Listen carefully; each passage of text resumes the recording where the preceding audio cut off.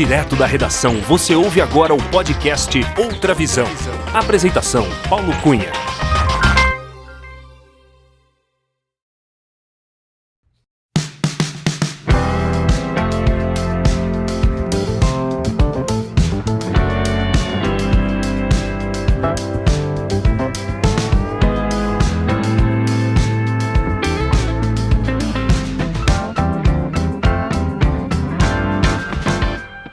Olá, seja muito bem-vinda, muito bem-vindo ao episódio 69 do podcast Outra Visão. Eu sou Paulo Cunha, o Paulão, e falo da redação da Outra Visão Comunicação em Belo Horizonte.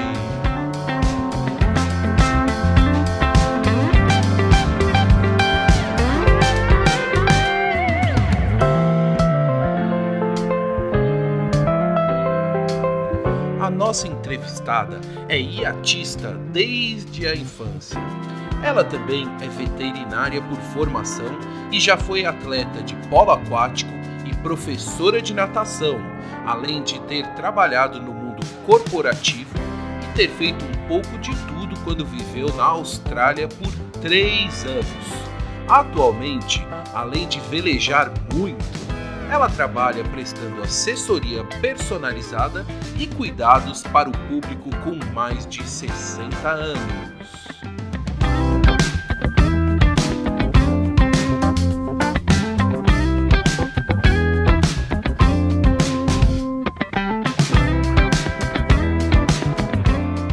Comunicativa, atenciosa e bem-humorada, a nossa entrevistada tem uma trajetória pessoal profissional repleta de boas histórias, que incluem desafios, conquistas, recomeços, viagens e muita disposição para alcançar os seus objetivos.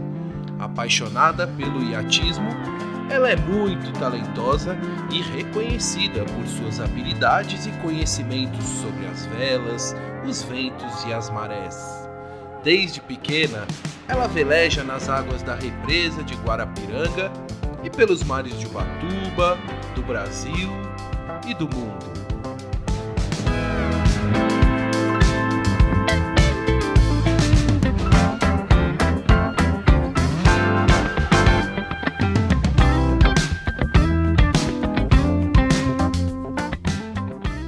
Durante a nossa conversa, ela relembrou o início da sua trajetória no iatismo, revelou sobre a sua preparação para o Mundial Feminino de Snipe, que acontecerá em outubro de 2021 em São Paulo. Falou sobre a época em que era atleta de polo aquático e como era a sua rotina de treinamentos. Explicou como é o seu trabalho de atendimento e cuidado personalizado com o público com mais de 60 anos.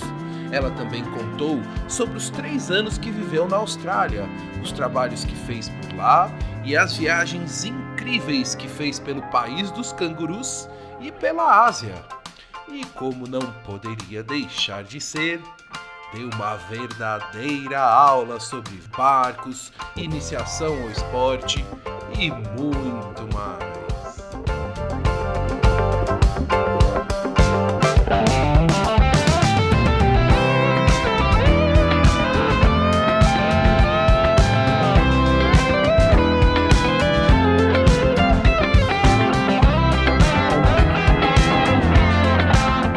E é com muita alegria e com ótimos ventos para navegar nas ondas sonoras deste podcast que recebemos neste episódio Daniela Negli, a Dani, a mãe da Maria, a irmã da Caru, da Mariana e do Franquinho, a filha do Frank e da Vânia, que eu sei tem muito a nos ensinar e várias histórias para contar.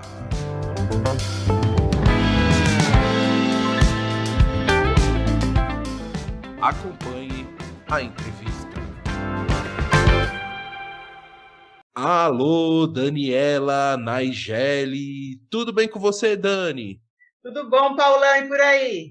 Tudo muito bem. Dani, seja muito bem-vinda ao podcast Outra Visão. É com muita alegria que eu te recebo aqui para a gente bater um papo bem descontraído. Muito obrigado por aceitar o convite e por prestigiar este podcast. Ô Dani, para começar, eu gostaria de saber de onde você está falando neste dia 16 de junho de 2021. Paulão, estou em São Paulo, na minha casa mesmo. São Paulo, capital. Você mora mais ou menos perto da represa de Guarapiranga? Como é que é?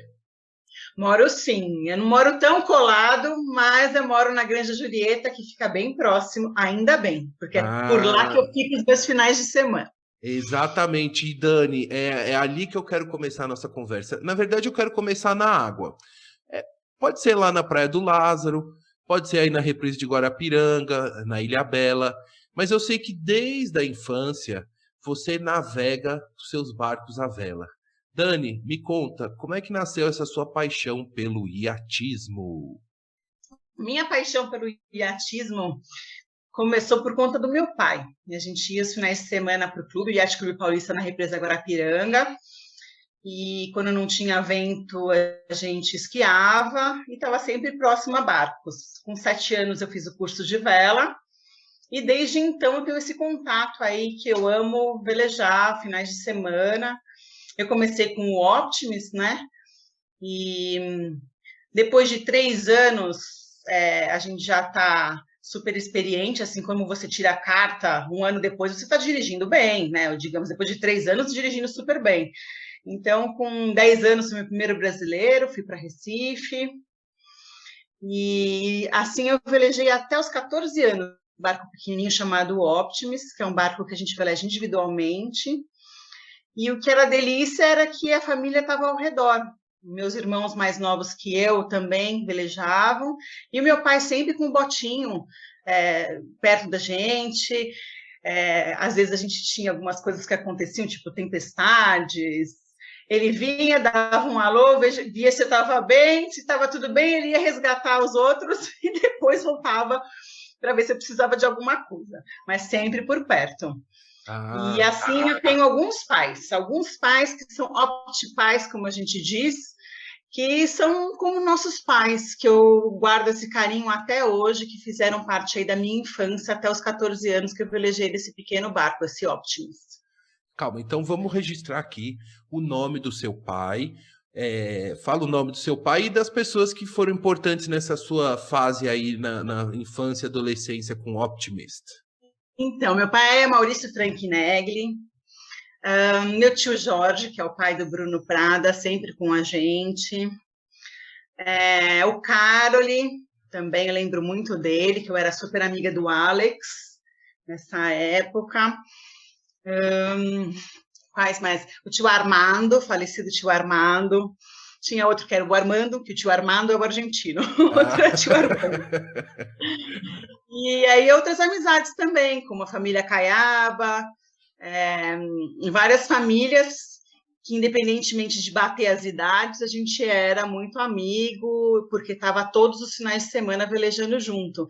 Fechavam alguns campeonatinhos, 2, 3 finais de semana, e aí tinha entrega de prêmios. E aí mais 2 finais de semana, sábado e domingo, e aí fechava outro campeonatinho. Uau, era muito intenso, muito intenso. Eu não fui uma adolescente que ficava procurando festinha, balada. Eu só esperava o final de semana para velejar no sábado, dava aquela dormida gostosa sábado à noite para velejar no domingo novamente. Foi assim meu final de semana na adolescência. Ô, Dani, você falou da família Caiaba, você sabe que a Flávia Caiaba é uma amiga minha de longuíssima data, né? Em breve ela estará aqui também no podcast Outra Visão, Flavinha Caiaba, viu? Legal, isso aí. Ô, Dani, mas agora uma curiosidade, como é que é o treino de Optimist? Como é que é o treino? Por exemplo, como é uma criança, 7, 8, 10 anos, inicia o treinamento no barco, a vela? Como é que é assim? Porque, como você falou, seu pai já velejava, já tinha afinidade com o ambiente náutico, né? Então ele conhecia o cenário que estava colocando você e suas irmãs, seu irmão. Mas como é que é esse treino, assim? Primeiro de tudo, a gente precisa saber nadar. E aí tem o curso de vela, que na minha época era uma imersão de uma semana, que a gente inclusive dormia no clube. Tenho muitas lembranças boas, a gente colocava os sleeping bags, os sacos de dormir, as meninas de um lado, os meninos do outro, e aí tinha os monitores sêniores, os júniores, que inclusive depois de alguns anos eu fui monitora também. Mas voltando, aí a gente começa na piscina com um barquinho e com uma vela, para a gente aprender que tem ar embaixo. Então, se a gente, por acaso, vira, para você ter mais afinidade com o barco, com a vela, e aprender as questões de segurança, que não precisa se desesperar. A gente começa dessa forma. E aí começa a aprender a dar os nós, a montar o barco, começa a velejar na frente do clube com mais alguém dentro do barquinho, até que você vai treinando por perto e se descola e sai velejando sozinho depois. Aí tem os percursos, né? O que a gente chama das regatas, né? Tem um percurso que tem uma largada, uma ida, uma volta, chegada, aí fecha uma regatinha. E aí tem vários ensinamentos que me fortaleceram durante a minha vida, né? Você aprender a perder, aprender a ganhar, aprender a discutir aonde foi que você perdeu, aonde foi que você ganhou, respeitar o próximo. A gente não pode colocar a mão na água, então não interessa se tem alguém olhando ou não olhando, né? A gente não põe a mão na água. Então, são vários ensinamentos. Se acontece alguma coisa numa regata, a gente vai para o protesto. Esse protesto, você tem que escrever aonde você estava, qual era a sua posição, onde estava o vento. E aí você vai para uma banca com júris que você tem que se defender.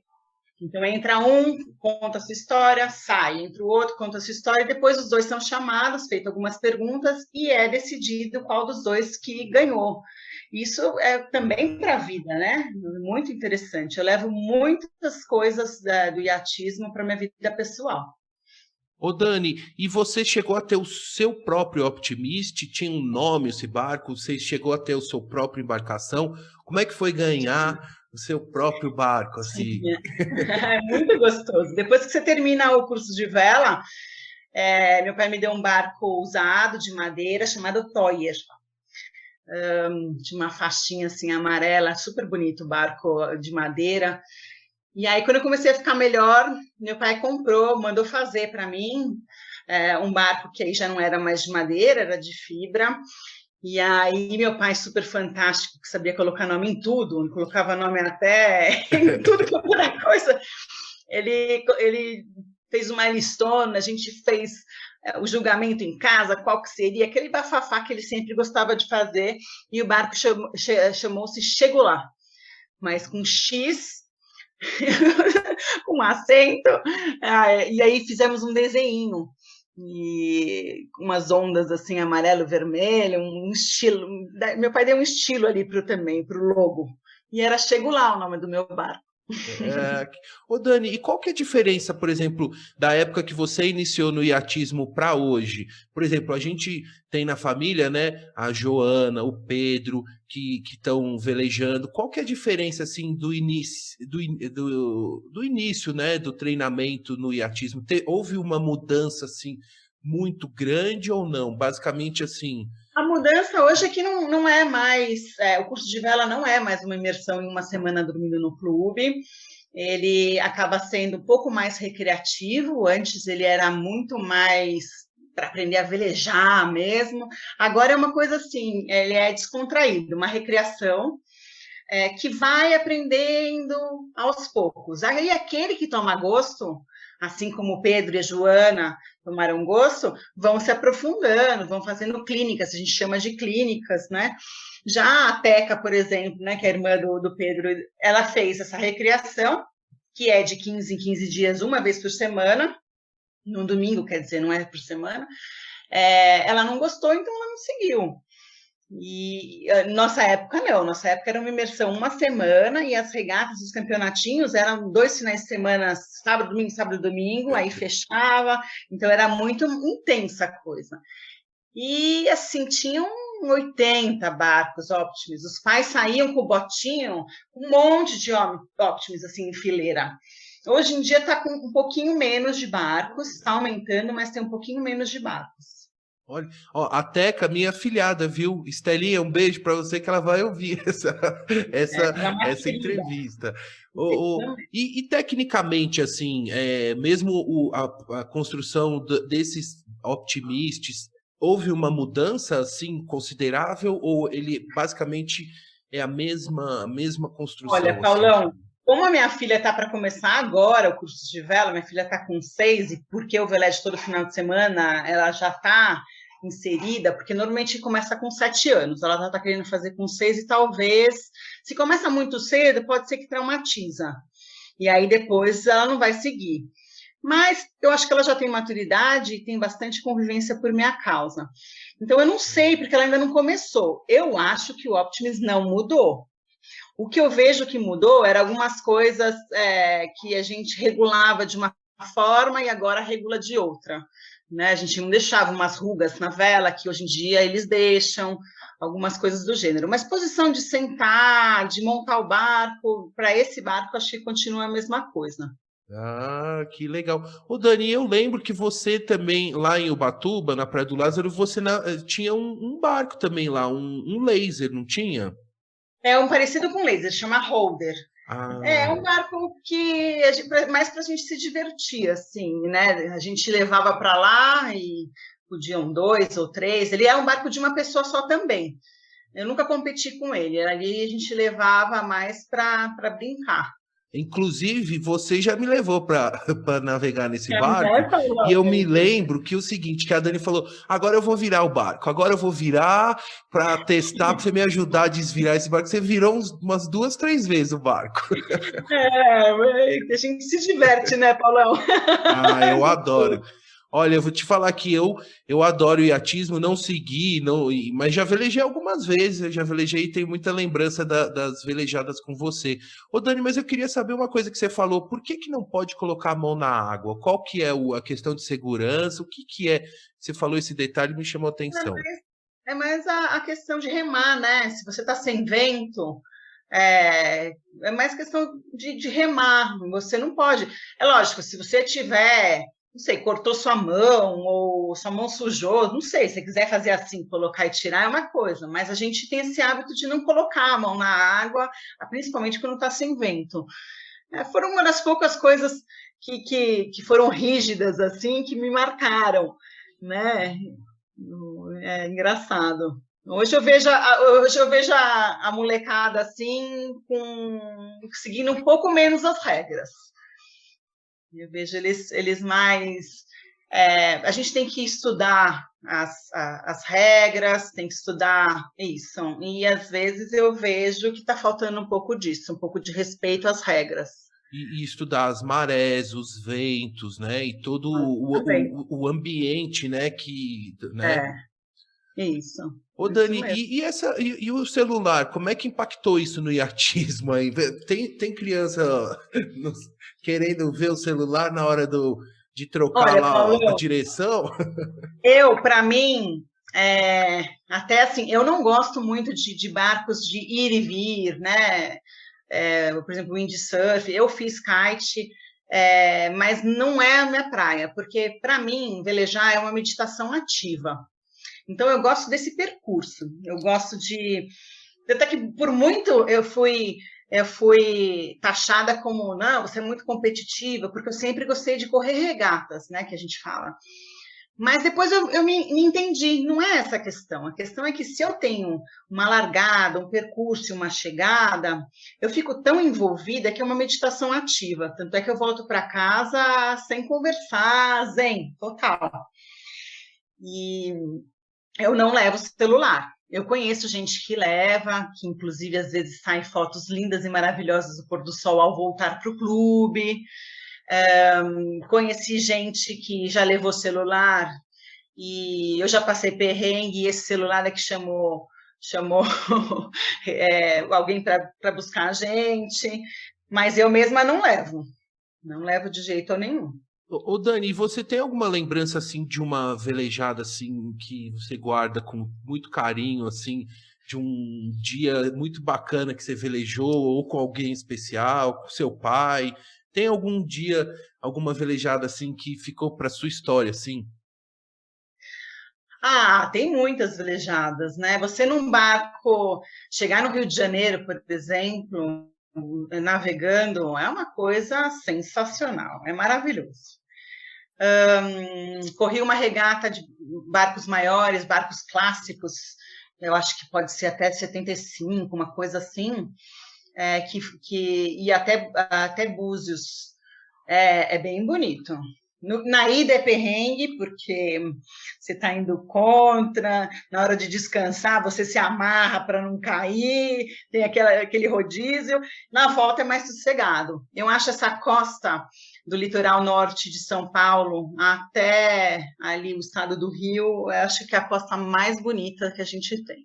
Uau, uau. Ô Dani, e você é de uma família, né, que está envolvida com o iatismo? Você falou que tem o seu tio, o seu pai, as suas irmãs também velejaram e tem o seu primo, né, que é o Bruno Prada, que foi campeão olímpico, né? É, isso mesmo. Ah, ele se dedica a isso, né, há muito tempo. Agora tem a filha dele, a Giovana Prada, que está velejando de pranchinha, que é o nome do Indy hoje, né, a pranchinha. Está indo super bem também. Mas aí é uma dedicação muito maior do que a minha, porque vive para isso, viaja para isso, recebe para isso, né? Então, o meu caso aqui, eu velejei no Optimus até os 14 anos. Aí tem uma fase aí, que é uma fase que todo adolescente passa, que a Joana está passando, né? De para qual barco eu vou, porque eu estou ficando grande, o Optimus é um barco pequenininho. Aí eu escolhi o 420, que tem trapézio, é um barco jovem, arisco, um barco bem instável, que é bem gostoso. E aí tem todo um percurso que a gente pode fazer por vários tipos de barco diferentes. Ai, que legal, que legal. Ô Dani, agora vamos desembarcar do barco e eu quero entrar um pouco agora no mundo profissional seu, você me contar um pouco das suas andanças aí no mundo corporativo, no trabalho. Dani, além de artista, você foi professora de natação, é veterinária, olha só, doutora Daniela, trabalhou em empresas de tecnologia. Ô Dani, conta um pouco aí também da sua vivência fora das águas. Então, na verdade, é uma história que linka a outra. Mais ou menos quando eu tinha uns 18, 19 anos, eu comecei a jogar polo aquático, de novo com água, né? No Pinheiros, e daí eu fui convocada para a seleção. A gente ia ter um campeonato, que eu fazia parte da seleção brasileira, com vários descartes, né? Eu cheguei até, assim, o último descarte. E por que eu estou te contando isso? Eu tinha, nessa época de seleção, um aporte de psicólogo, nutricionista, preparador físico. A gente treinava de domingo a domingo, de segunda a sábado, 2 vezes por dia, 5 horas de manhã e 5 horas à noite, e domingo uma vez 5 horas só. Era muito intenso. E é isso que eu ia te falar, minha vida profissional começa aí, porque aí eu tomei o gosto pela nutrição.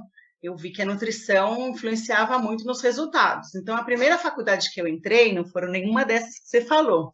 Eu entrei em nutrição, fiz 2 anos de nutrição e tranquei o 3º ano, porque o meu sonho era fazer veterinária. Aí foi isso. Aí eu entrei para fazer veterinária. Nessa época, entre nutrição e comecinho da veterinária, eu comia tudo muito certinho por conta do polo aquático, e foi uma época que eu saí um pouco do iatismo por essa dedicação. Era interessante, assim, 10 da manhã comendo frango com batata, né, na faculdade. Eram uns lanches esquisitos, né? Eu lembro disso. Fiz um parênteses aqui, que é uma coisa que me marcou, assim, as coisas que eu comia por conta do nutricionista. Enfim, aí eu fui fazer veterinária, que é uma coisa que eu sempre gostei. Não escapei da nutrição, porque eu acabei me envolvendo com nutrição na veterinária. Eu sou uma pessoa que gosta de matemática, e veterinário normalmente não é a matéria que ele mais gosta, então eu acabei caindo para um nicho da parte de ração. E eu sou uma pessoa assim que eu me dedico muito ao que eu faço, mas sem apego e sempre aberta para saber se tem possibilidades, alguma coisa que eu possa fazer. Então, um ano antes de eu me formar, eu fui ajudar um professor a fazer análise de ração, que ele estava atolado de análise que ele precisava fazer na faculdade OSEC. Eu fui ajudar ele lá, no Regis Ribeiro. E, com isso, eu já saí da faculdade trabalhando para uma empresa de ração. Eu ajudava na formulação, junto com esse pessoal. E aí, 2 anos depois, eu fui convidada a fazer parte de uma equipe que eu viajava o Brasil todo e encontrava as equipes locais para ajudar eles no que fosse necessário da parte técnica veterinária. E era muito intenso nessa época aí, já tinha BIP, como é que era? Era BIP, né, que falava? BIP, isso. Começou o celular, aí já tinha 2, era uma vida assim, sem vida. Você já estava mega conectada já, com BIP, celular tijolão. Tijolão. E aí foi a época que eu falei, olha, eu não quero mais nada disso, eu quero ir para a Austrália, quero aprender inglês. E minha mãe, né, menina, 30 anos, já está com uma carreira maravilhosa, depois de viajar o Brasil inteiro, você vai começar a América do Sul crescendo. Eu falei, mãe, eu comecei de baixo. Se eu tiver que começar de baixo em qualquer outra coisa, é assim que eu vou crescer. Agora eu não quero ir para um lugar que ninguém sabe quem eu sou, o que eu faço, sem celular, sem BIP, sem nada. E aí foi em 2004, quando eu fui morar em Sydney. Opa, então parou, espera, calma, pessoal, a Dani tá velejando rápido, pegou um vento aí numa proa aí boa, e calma, mas vamos... Dani, me conta uma coisa, sobre as rações, eu fiquei curioso em entender o seguinte, as rações que você desenvolvia, né, dentro dessa indústria, para animais, que tipo de animais, assim, para cachorro, para gato, para gado, o que era especificamente? Então, na verdade, assim, né? Eu trabalhava junto às pessoas que desenvolviam, mas eu era o elo na rua deles, né? Então, não era eu que formulava, mas eu estava perto das formulações, perto dessa equipe que formulava, e era uma empresa que existe até hoje, a Lissu Alimentos. Antes disso, eu trabalhei na Guabi, que também é conhecida, e eles produzem ração para tudo, peixe, cavalo, vaca, pequenos, roedores. Eu trabalhava a campo mais com a área de pequenos, gato e cachorro, mas eu sempre dava um jeitinho de estar próximo de alguém que estava cuidando de vacas ou cavalos, que minha paixão sempre foi vaca. Olha, então... que interessante. É porque é um mercado muito interessante, né?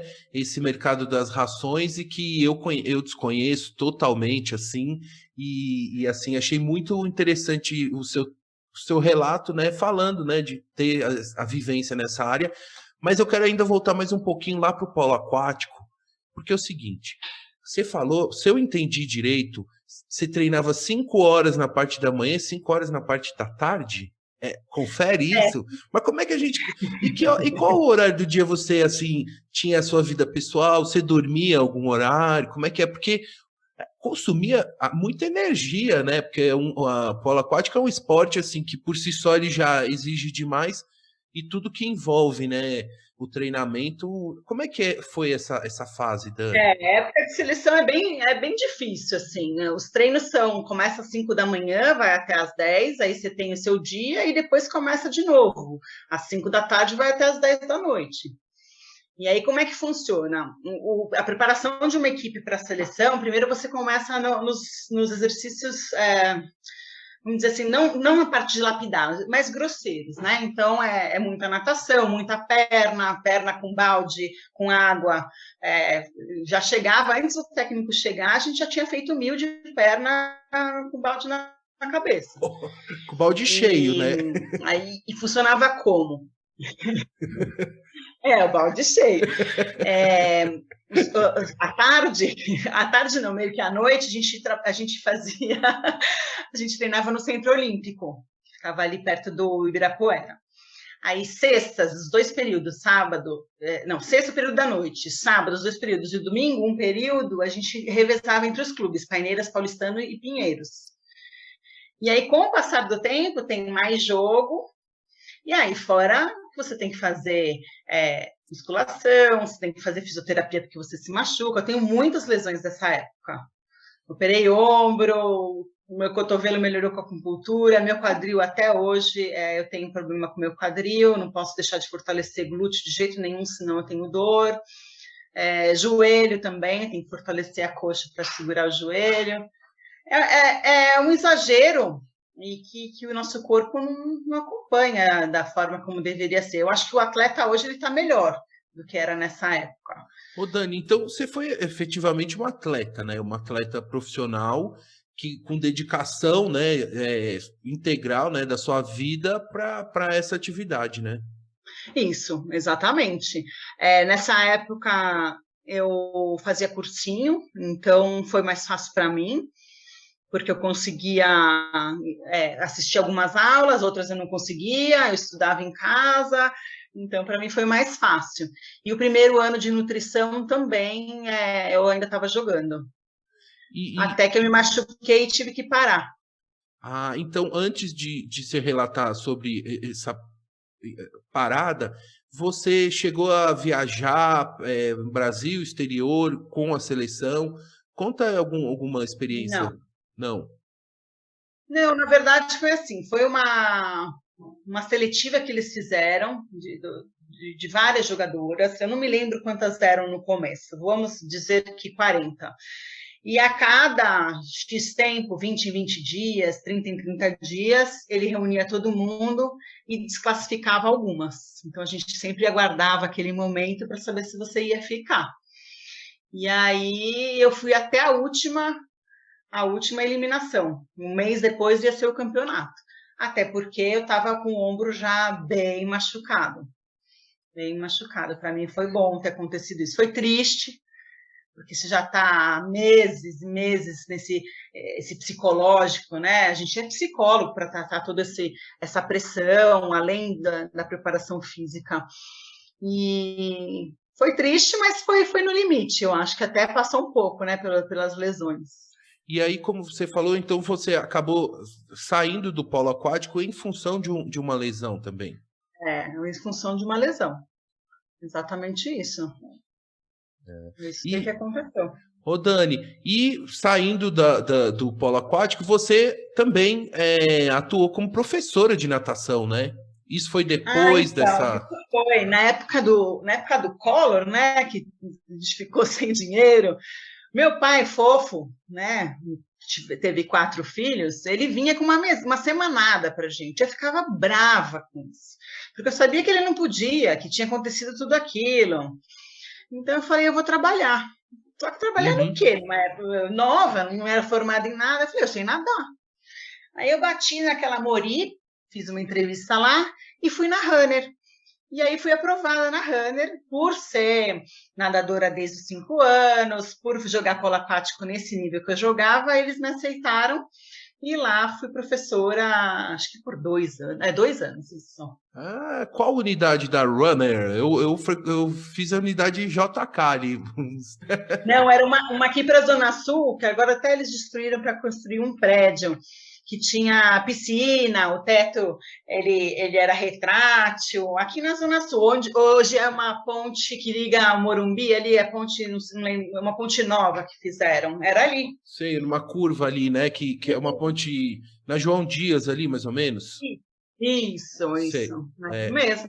Ai, que legal. Essa foi a minha história, porque eu fui ser professora de natação, para ganhar meu dinheirinho com o que eu sabia fazer honestamente. Tá certo, tá certo. E aí eu dava aula para criancinha e também para treino. Aí eu treinava quem queria não fazer aulinha, para quem queria treinar mesmo. É isso. E a natação, eu sou suspeito para falar que eu sou apaixonado pela natação. Isso é muito gostoso, porque eu nunca mais voltei a nadar em piscina, nadar mesmo competição. Cansei de contar azulejo. Mas nadei bastante tempo, há uns anos aí atrás, águas abertas. Foi a outra coisa que eu fui fazer. Que, na verdade, umas provas que eu me metia, 3.000, 5.000, eu chegava no meio e falava, o que eu estou fazendo aqui, né? A gente se mete em cada uma. Aí, né, tinha que nadar para frente o mesmo tanto que era para trás, aí eu seguia. Exatamente. E assim era. Prova de 1.000 eu não gostava muito, não. Às vezes eu fazia só para puxar alguém que estava querendo participar, e prova de 1.000 em águas abertas é só chute na cara, né? Porque muvuca muito, né? Muvuca, e não dá tempo de o pessoal se dispersar, é terrível. Não, e aparece um monte de Michael Phelps, né? Tem um monte de Michael Phelps lá, os caras tudo... Todo mundo fica grande, né? Todo mundo quer. Fica grande. Aí, na hora de fazer a boia, por exemplo, uma prova ali em Santos, são aquelas boias cheias de craca, aí o pessoal quer te cortar, aí todo mundo sai cortado na prova, olha. Mas me divertia. Ô, Dani, mas é por isso que eu nado na minha piscina lá na Pampulha, entendeu? Que não tem nada disso. Low profile, entendeu? Ô, Dani, mas é o seguinte, então quer dizer que com 30 anos você falou, não, stop, eu vou para a Austrália, para o outro lado do mundo, um país maravilhoso, que eu tenho muita curiosidade de conhecer. Me conta, como é que foi essa decisão de fato, né, de você tomar essa decisão e para onde você foi na Austrália, o que você fez lá? Conta pra gente. Essa minha ida demorou 10 anos, na verdade foram 3 tentativas de ir, eu só consegui ir na terceira vez. A primeira vez, 10 anos antes, com 20 anos, eu precisava ir, acredito que seria na época R$10.000 e eu não tinha. Eu fui atrás de tudo, tentei pegar o dinheirinho daqui e de lá sem pedir para ninguém, né, familiar nem nada, e não consegui. A segunda vez eu guardei todo esse dinheiro, e aí meu pai teve um contador que passou a perna nele e eu dei esse dinheiro para o meu pai, não fui. E a terceira vez que eu tentei ir, foi a vez que eu comecei a viajar Brasil nesse trabalho, que era um sonho meu, era um desejo meu ter um trabalho, eu viajando por aí. Então, também adiei mais uma vez. E aí, então, na quarta vez, eu falei, tchau, tô indo. E aí, fui para Sydney, fiquei em Sydney 1 ano. Depois, eu viajei de carro de Sydney até Perth. Aí, fiquei em Perth 11 meses. Aí, eu viajei de Perth até todo o norte, né, de carro de novo. E aí eu morei ali em Kirra, que é na divisa, né, da Gold Coast com New South Wales, que é o estado de Sydney. E tudo isso deu 3 anos e aí eu vim embora viajando alguns países por 6 meses. O resumão é esse. O resumão, bom, começamos com o resumão. Eu tenho uma amiga, a Tati, que mora lá em Sydney.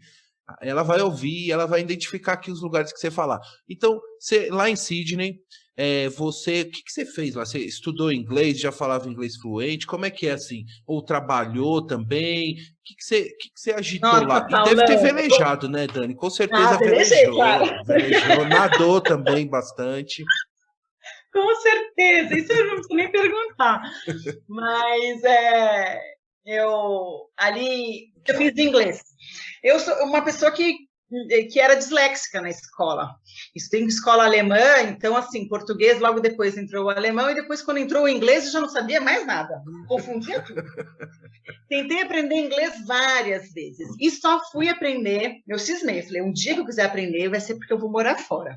E aí, coloquei na minha cabeça que ia ser a Austrália. Então, realmente, eu fui para Manly, morei em Manly, em Sydney, e lá fiz um curso de inglês, comecinho assim, 3 meses, e depois fiz o curso Cambridge, para tirar o certificado. Uhum. E fui batendo de porta em porta para arrumar um emprego para pagar minhas contas. Uhum. Eu fui com o meu dinheiro para lá. E aí fui garçonete de um restaurante italiano pequenininho, que logo me indicou para outro, que logo me indicou para um café italiano, porque lá as comunidades italianas, né, eles se ajudam muito, se tem alguém que eles acham que é bom profissional, eles vão indicando. E aí logo eu já estava em cargos bons ali nesse restaurante italiano. Era uma vida bem difícil, porque para tirar o certificado eu tinha que estudar bastante. Pode ser que há quem não precisa estudar, mas eu precisava estudar bastante, precisava frequentar as aulas. E assim, chegava 2 horas da manhã em casa, do restaurante. E estava super bem, Sydney, poderia ter ficado por lá, mas meu sonho era conhecer o país todo mesmo. E aí, por isso que eu mudei de lá. Foi minha primeira viagem de carro pelo sul do país até Perth. Então, aí fui conhecendo, né, Canberra, toda a parte da costa ali de baixo, e até chegar em Perth. E nessa viagem de carro você ia acampando, como é que era o esquema, assim? O sul, você precisa de um pouco mais de estrutura do que o norte pelo clima. O sul, como ele é frio, na hora de você dormir, você precisa plugar para você ter um aquecimento, o banho quente é necessário. Então, assim, você tem menos chances de dormir assim, em qualquer lugar. Mas, às vezes, acontecia. Dormir, assim, um pedacinho da estrada. Não na estrada, eles têm uns pedacinhos que dá para você ficar e ficar bem. Uhum. E ainda por cima, o carro que eu viajei estava com mudança, né, por dentro. Então, era um carro que deveria ser cama que virava sala, ou sala que virava cama, mais uma cozinhinha, mas não dava, porque para tudo isso acontecer, tudo estava ali dentro e a cama ficava o tempo todo montada.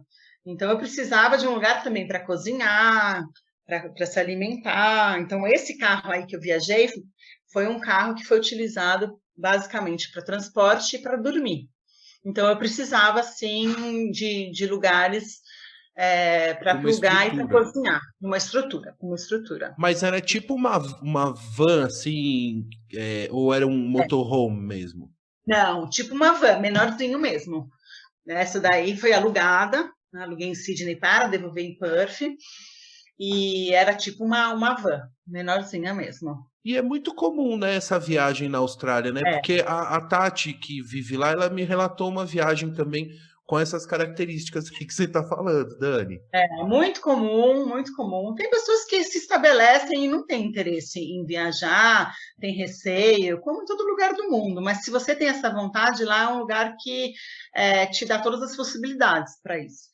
A começar das lojinhas, para você comprar um fogãozinho de 2 bocas, umas coisinhas assim que parecem ser bobas, e aí chega lá, tem vários apetrechos maravilhosos e não custam tão caro. Você consegue comprar, né? Não é aquele sonho impossível. É bem viável, bem viável. Ô Dani, e essa temporada sua lá na Austrália, 3 anos, um pouco mais de 3 anos, a gente está falando em quais anos? 2004 a 2007. 2004 a 2007. A minha segunda viagem, teve um relato interessante. Devolvi o carro lá em Perth, e aí, procurando emprego, fui trabalhar num hostel, que eu morava nesse hostel e trabalhava lá. Trabalhava fazendo de tudo um pouco, tanto limpando quanto arrumando quartos, tanto os coletivos quanto os de casal. Eles tinham um aluguel de carro, então eu levava e buscava carros para os aeroportos. Lavava os carros também, para depois ser alugado de novo. Madrugada, tinha uma equipe de 3, 4 que revezava, então, quando ligavam do aeroporto, tinha que pegar a van e ir dirigindo para buscar novos hóspedes.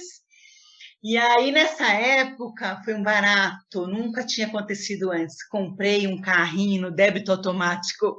Você já imaginou? Nossa! Eu paguei 1.000. Você põe ali, né? Era tipo um Mazda, né? Acho que aqui a gente não deve ter, tipo um Corcel, né?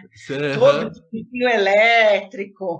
E maravilhoso, né? Porque vendi por 950 depois. Super em ordem, assim, mas eu achei tão interessante, porque quando você imagina comprar um carro em débito, falei errado, não é débito automático, em débito, não em parcelas. Eu fui lá.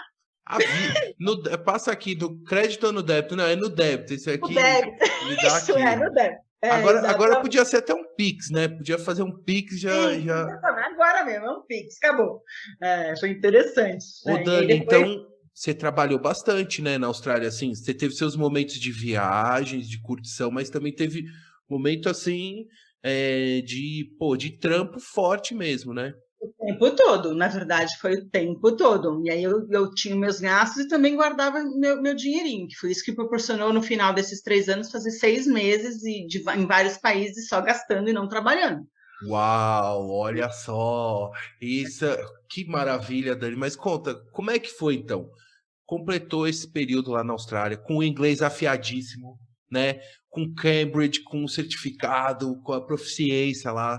E aí, você montou um roteiro de viagem, assim, já determinando que seriam 6 meses ou até quando o dinheiro desce? Como é que foi essa estratégia aí? Não, na verdade, era assim, não me lembro, eram 7 meses. Eram para ter sido 7 meses. Só que aí a minha avó ia fazer 85 anos, ia ter uma festa, e aí nossa, da Tailândia eu ia para a África do Sul, acho que era isso, e não tinha voo para antecipar. Eu passei assim uma aflição, porque minha avó, amorzão da minha vida, eu queria participar. Por isso que antecipou 1 mês a viagem. Mas você sabe que eu não me lembro por que é que foram esses 7 meses, 6 meses. Eu sei que sim, escolhi os países, mas pouca coisa programada. Eu não gosto muito de programar tudo, não. Basicamente, o que tinha de programado era o voo de chegada, a primeira noite. Antes disso, se você me permite, Claro. o último carro que eu viajei lá foi um carro bem interessante. Ele era 4x4, tinha 2 baterias, tinha aquele respirador, que inclusive você podia passar por rios, e atrás já tinha um tablado e uma posição para uma geladeirona. Aí eu costurei cortininha. Foi um barato, porque aí viajar ao norte já é outra coisa. Dá para você dormir ao relento, dá para você fazer bastante coisa diferente. Só te lembrando sobre o carro que você me perguntou. Que legal, que Esse legal. era meu mesmo. Esse era meu mesmo, então dava para fazer bastante coisa ali nele. Quando eu fui passar na vistoria, Paulão, a porta do motorista estava toda enferrujada. Aí o cara da vistoria lá falou, não, você tem que arrumar uma porta nova, senão você não vai passar na vistoria. Paulão, lá vou eu e um monte de ferro velho para achar uma porta daquele carro. Nossa. Bom, achei a tal da porta. Fui num cara que ia transferir. Só que o cara falou assim, Daniela, o seguinte, a porta que você está muito melhor do que essa que você arrumou. Então vamos fazer o seguinte? E foi o que eu fiz. Coloquei a porta, passei na inspeção, voltei lá e destroquei a porta. Voltou a original, né? A original, bem... Mas foi bem interessante, rodando de ferro em ferro velho, e pedindo porta, e tinha que ter retrovisor assim, assado. Foi bem interessante isso, viu? Ô, Dani, e nesse tempo na Austrália, a Austrália é um país reconhecido por grandes velejadores, né? Tem pessoas aí, histórias, e inclusive eu li recente um livro de uma velejadora jovem e tal, australiana, e você deu umas velejadas legais lá, tem alguma lembrança assim especial? Porque, pô, Sydney tem muita coisa, né? Vive muito intensamente a vela, né? Eu não tinha muito tempo para fazer o networking, e por incrível que pareça, o pessoal da vela é fechado.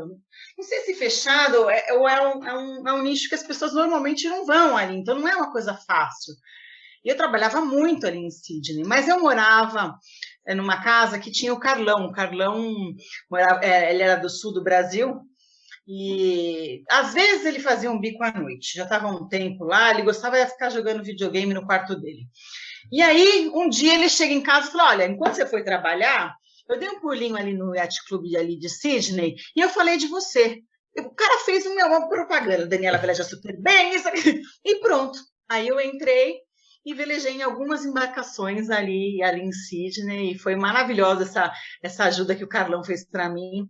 Não tenho notícias dele, se ele estiver escutando. Carlão, beijos, obrigada.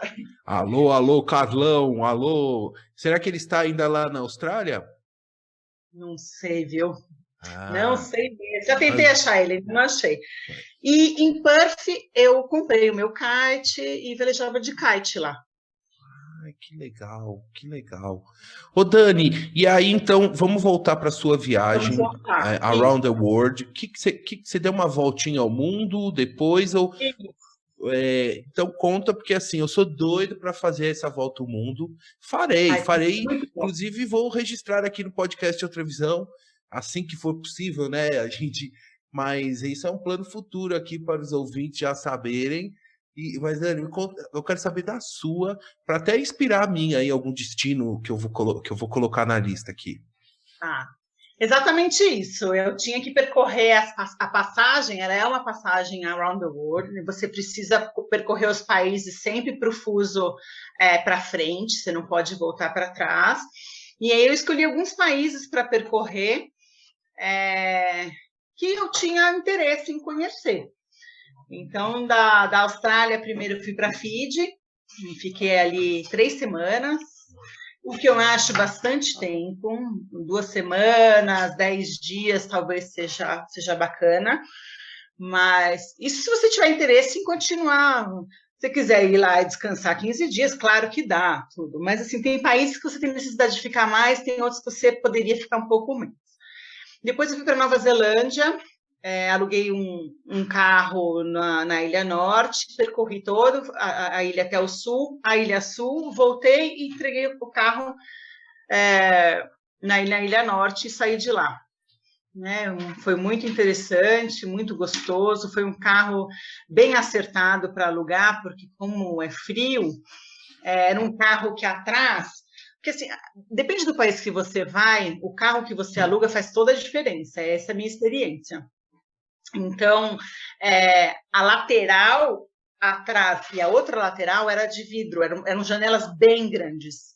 Então, se você estava às 5 da tarde, já num lugar que você ia dormir, cozinhando, tomando aquele vinhozinho, você ficava olhando aquela paisagem com neve, aquele frio no seu conforto, mas com uma vista assim, nossa, fenomenal, porque tinha muito vidro atrás, na lateral também. Então, é uma das dicas que eu dou, assim. Faz bastante diferença. E a outra coisa de diferença é a ordem dos países afeta. O que eu quero dizer com isso? Quando eu estava em Perth, eu fui visitar Bali. Só que eu já estava na Austrália há 1 ano e meio. E quando eu fui para Bali, eu vi toda aquela paisagem muito parecida com Ubatuba. Nossos hibiscos, o nosso jeitão. Então, para mim, foi uma coisa assim fantástica, aquele matar saudades da infância em Ubatuba, foi uma coisa assim, se eu tivesse aqui no Brasil, passando férias, como a gente passava antes, janeiro, julho, mais outras 10, 15 dias espalhados pelo ano em Ubatuba, e fosse para lá, talvez eu não valorizasse tanto. Então, eu acho que a ordem dos países também influencia para uma boa viagem. Anotando aqui as dicas. Ô, Dani, e depois, nesse seu round trip aí, como é que foi? Aí você, então, Bali, Nova Zelândia, Fiji... Hong Kong. Fiji fui antes, né? Eu fui e voltei para Perth. Saí de Perth para Fiji... Não, Fiji não. Bali, eu fui de Perth e voltei. Aí, nesse round, eu saí de Sydney, fui para Fiji e fiz a Nova Zelândia. Aí, fui para Hong Kong. Hong Kong é um lugar fantástico, né? E mais uma vez, né? Você sai a ordem dos países. Você sai de uma Nova Zelândia, que é uma natureza só, pouquíssimo contato com pessoas, e de repente vai para Hong Kong, aquela coisa oposta, né? Aquelas luzes, aqueles letreiros, né? É diferente a coisa. Os prédios, né? Prédios enormes, né? Prédios enormes. O primeiro hotel que eu fiquei, um hotel que não cabia a gente dormir com a perna esticada, a cama era tão pequenininha que tinha que encolher a perna. Lá tem a escada rolante maior que eu já vi no mundo, acho que nem sei se não é a maior. Uma coisa assim, você sobe, incrível. Faz curva até, né? Tô brincando. Negócio assim, não é sério, dá uma procurada. Eu vou. É uma escada rolante enorme. E chegando lá em cima, tem um zoológico grátis. você passa por ele, umas coisas bem interessantes, comidas. Nossa, em Hong Kong, uma história, eu fui num restaurante, não sabia falar chinês, né? E aí, a mesa ao lado sabia falar inglês, eu estava prestes a pedir, apontando a mesma coisa que eles estavam comendo. Uhum. E eles meio que ajudaram, não sabiam falar muito bem inglês, tal, tá bom, pedimos. Nisso, colocaram uma chaleirinha de chá, 2 cumbucas, as coisinhas que a gente ia comer. Eu coloquei o chá na cumbuquinha e fui beber. Aí a mulher do lado dessa mesa que estava ajudando falou, não, esse chá não é para beber, esse chá é para lavar a cumbuca. Não.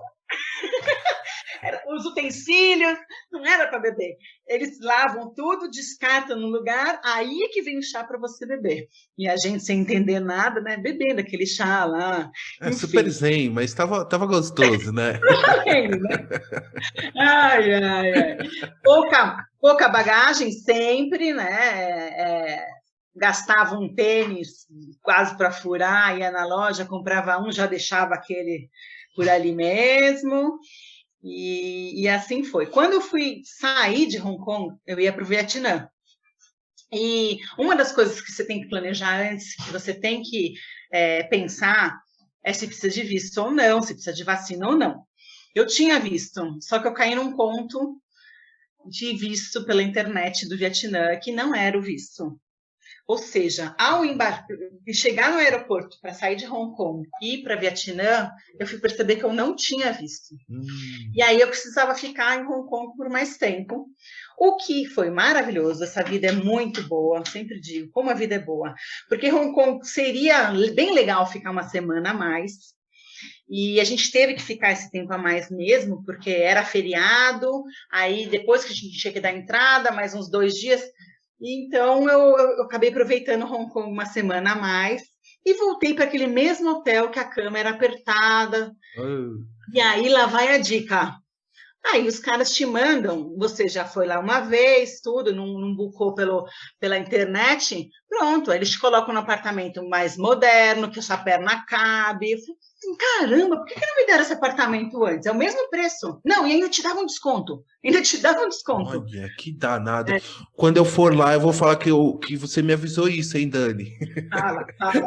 Eu te ajudo. Minha amiga me avisou, entendeu? Pode me dar aí, que tem que caber nessa cama aí, meu.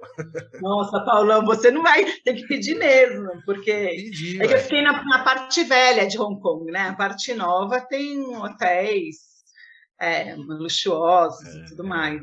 Né? Ô Dani, mas nessa sua ida lá para o Vietnã, então, quando você foi fazer o seu check-in, que você identificou essa questão do visto? Porque para embarcar, você tem que mostrar o visto do próximo país que você vai. Uhum.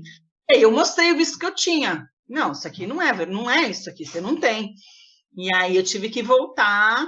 E assim, uma das dicas de ouro que eu dou assim é não se estresse.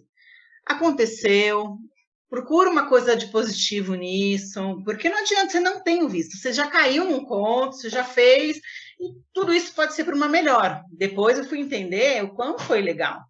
Porque realmente Hong Kong, uma semana a mais, o que eu vi de coisas bacanas nessa uma outra semana, que eu teria ido embora e não teria visto. Então, viajar é assim mesmo, as coisas acontecem, não pode se estressar muito, não.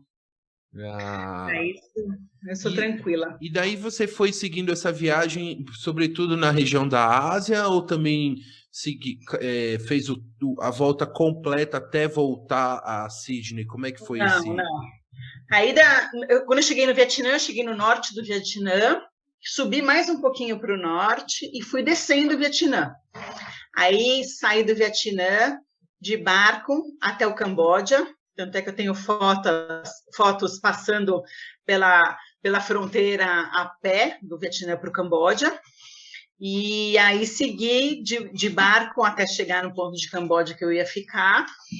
Aí a ideia era subir o Laos e descer Tailândia. Só que, pela geografia, você subir Laos é bem difícil ali. É possível, mas não é muito fácil. O mais fácil é da Tailândia você descer o norte ali de Laos e não chegar ao sul, onde você teria o encontro ali com Camboja. Só que, Paulão, não foi nem essa a questão. Passei muito mal no Vietnã. você vai ficando mais tempo lá, você vai relaxando. Então, é lógico que eu bebia água comprada. No começo, os primeiros 10 dias, eu escovava dente também com água comprada. Mas depois você começa a relaxar.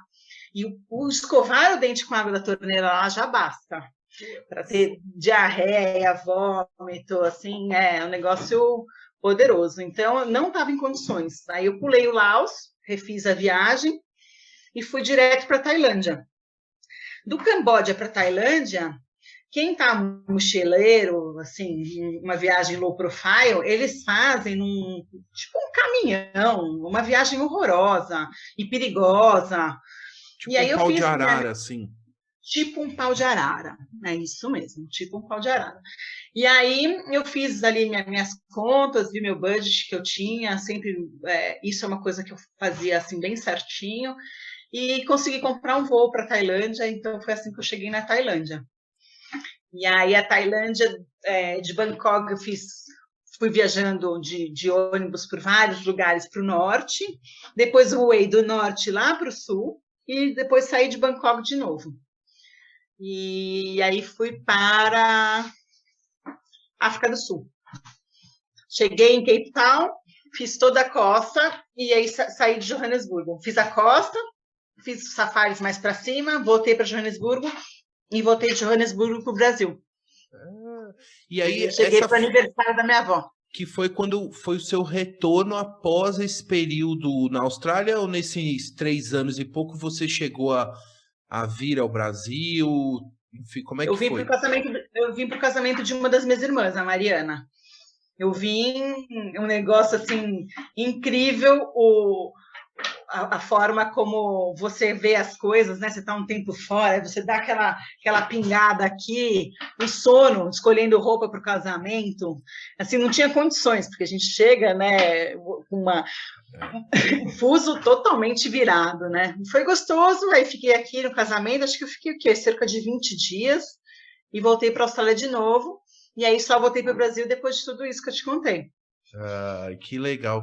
Dani, eu vou caminhando aqui para o nosso final. Eu estou adorando a nossa conversa e ouvir o seu relato, que eu já estou anotando aqui várias dicas, viu, dessa viagem. Ô, Dani, então quer dizer, você ficou essa temporada super legal na Austrália, de muitos aprendizados. Quando você voltou, o que é? Você queria já velejar? Me conta, como é que foi seu retorno ao Brasil, né? De estar próximo da família e tudo, e também dos seus barcos, dos seus amigos do iatismo.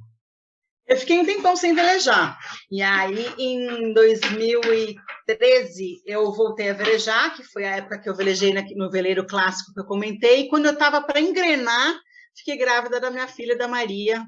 Tive ela com 40, e aí parei de velejar, retornando em 2019. Como meu maridão, que me apoia pra caramba, é ele que fica com ela os finais de semana, e aí eu fiz a minha dupla mista com o Luiz Carlos Borba, que eu estou velejando com ele até hoje, e a gente cada vez mais está aprimorando aí a nossa dupla, as velejadas, está sendo super gostoso, e para esse ano agora, a gente vai ter um Mundial Feminino de Snipe aqui na Guarapiranga, aqui em São Paulo. Quando que vai ser, Dani? Quando que vai ser? Outubro, se eu não me engano, de 6 a 9, por aí. A gente tem uma preparação antes, mas em outubro desse ano, Mundial aqui na Guarapiranga. E você vai estar lá competindo, né? Vou estar com a minha dupla feminina, no caso, porque é um Mundial feminino. Na verdade, o segundo semestre está bem lotado, porque primeiro a gente vai ter aí um campeonatão master, que aí eu corro com esse misto, com o Luiz Carlos Borba. Depois a gente tem um campeonato feminino, que aí eu já corro com a Isa Malpig, que é uma super pessoa que também vale a pena você entrevistar. Que depois legal. Eu te conto um pouquinho dela. E depois a gente tem um Mundial Feminino sediado aqui pelo Yacht Clube Paulista na represa Guarapiranga. Muito bom. Ô Dani, e todas essas duplas, né, que você faz sempre no mesmo barco, no mesmo tipo de barco? Quando eu voltei em 2019, eu comecei a velejar de Snipe. eu não tenho barco, e por ser uma pessoa, né, que sou comprometida, porque barcos de dois ou mais pessoas, a questão é o comprometimento, de você estar sempre lá, você não faltar, porque a gente, horas de bunda no barco, que a gente fala, né, HBB. Quanto mais HBB, melhor a conexão, melhor tudo isso. E aí o que acaba acontecendo é que se você não tem comprometimento de estar os finais de semana lá, e como eu tenho, sempre tem algum barco para velejar, além do que não é só velejar que eu gosto bastante de arrumar o barco, de fuçar, de regular. Então, com isso, eu tenho bastante convite para velejar, graças a Deus, sem a necessidade de ter barco. Ô Dani, e qual que é a sua, numa dupla assim, até para tirar minha dúvida, como é que vocês dividem as tarefas, assim, ou os dois fazem as mesmas coisas? Como é que funciona assim? Eu sou proeira e ou o Gorba ou a Isa é timoneiro. Nesse barco, a gente tem funções completamente diferentes. O proeiro vai fazer sempre muito mais peso, vai ter regulagens diferentes que ele vai comandar do que o timoneiro. O timoneiro ele vai cuidar do leme, olhar para frente, a tática, e a gente também dá palpite nessas coisas, sim, mas a gente controla armar um pau e desarmar aquele pau. Aí já seria um outro capítulo que tem bastante coisa para falar, mas são funções diferentes e ambas muito importantes, assim, não dá para velejar sem um ou sem o outro. Ah, que legal. Ah, quem sabe então um dia a gente faz um especial aqui, vela, para você dar uma aula aqui para os nossos ouvintes e para mim sobre, né? Ô Dani, e para finalizar, assim, ainda sobre o iatismo, mas tenho ainda mais uma outra pergunta para te fazer, o seguinte. Lá no Instagram do Yacht Clube Paulista, tem muitas fotos, né? E tem várias imagens que você tá lá navegando, lá velejando. Então, queria que você convidasse os ouvintes para visitar lá o Instagram, né? O site também, que tem umas fotos bem legais. Então, o pessoal investe numa fotografia bacana, né? Investe. Will Carrara, ele é o fotógrafo que tira a maioria das fotos, um querido, excelente fotógrafo, e o site do Yacht Clube Paulista, que é o clube que vai sediar o Mundial, você também consegue ver fotos das nossas premiações, dos brunches que a gente tem junto com os velejadores, das fotos nas regatas, dá uma visitada lá. E a Dani tá sempre lá aparecendo nas fotos, né, Dani? Velejando lá. Opa! Isso aí.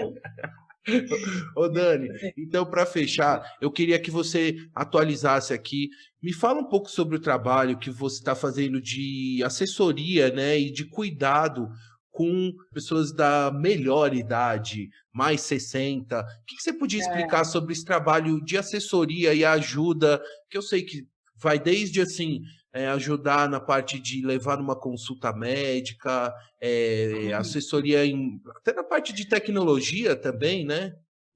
Meu trabalho, Paulão, é me dedicar a essas pessoas, a maioria 60 a mais, como um trabalho complementar aos cuidadores, ou até as pessoas que trabalham na casa mesmo. Eu gosto muito de levar essa atenção, eu sou todo ouvidos. Então, como é que eu faço? Normalmente eu visito uma vez por semana, não fico contando hora, normalmente é um período, ou manhã ou tarde, que eu aproveito neste período para levar ao médico, para fazer exame, mas não só para isso, mesmo quando não tem exames e não tem médicos, eu visito eles, porque eles adoram conversar, eu sou todo ouvidos, e isso traz uma alegria, e muitas vezes essa solidão é o que adoece. E além de às vezes, só fazer companhia, tomar um café, levar para passear. Então, é um trabalho que, além de me pagar financeiramente, me preenche demais. É uma coisa que eu amo fazer. Eu amo fazer. Ô Dani, e as pessoas que tiverem interesse em conhecer e contratar esse seu serviço, como é que funciona? Eu posso deixar aqui no site do podcast Outra Visão os seus contatos, como é que as pessoas podem te procurar? Pode deixar o meu contato, pode deixar o meu Instagram se quiser, mas acho que meu contato pelo WhatsApp é mais fácil. E aí eu tiro todas as dúvidas, cada caso é um caso, vou junto ao banco para saber o que o gerente do banco está vendendo para eles que está consumindo. Esse tipo de coisa que, infelizmente, no Brasil ainda acontece. Então, assim, sim, manda o meu contato e aí a gente vê caso a caso. Tá bom? Então aproveita, Dani, registra aqui em voz os seus contatos que também estarão lá no site do podcast outravisão.com. Então tá, é 011 98262 4040. Ligue já. Ligue já. E o Instagram? D-A-N de navio A, E-G-E-L-I. Ô, Dani, eu falei certo o seu sobrenome, Nigeli, O nome é Negli ou Negli, mas em português a gente tem que falar Nigeli, senão não dá certo. Mas é suíço-austríaco, aí é Negli. Qual a origem? Desculpa, eu não entendi. Suíço-austríaco. Olha só, que... mas várias pessoas também falam da forma como eu falei. Falam. Eu não inovei assim. Não inovou. Você leu como está escrito, tá certíssimo. Ô Dani, então para a gente finalizar, eu tenho assim mais uma pergunta, ouvintes, mais uma pergunta que essa eu tenho que fazer, que é o seguinte, eu queria só que a Dani relembrasse dos tempos da Rua 7 de Setembro, lá na Praia do Lázaro. Dani, que eu te conheço há muitos anos, lá da Praia do Lázaro, da casa com muro branco e cerca azul da sua família. Isso mesmo. E me conta um pouquinho, até para a gente registrar para sua filha Maria, para todos os nossos ouvintes, um pouco dessas memórias que você tem dessa época da sua vida lá na Praia do Lázaro.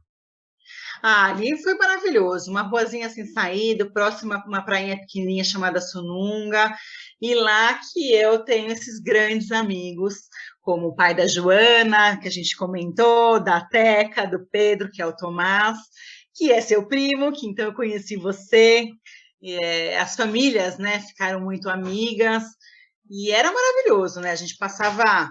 Depois do Natal até o Carnaval por lá, depois Páscoa, julho inteiro, depois aquele Semana das Crianças, e aquela coisa, pé descalço, não tinha celular, então a gente sentava nessa tal cerquinha azul para brincar de mês, né? Não era mês, ou brincar aquele beijo, abraço e aperto de mão.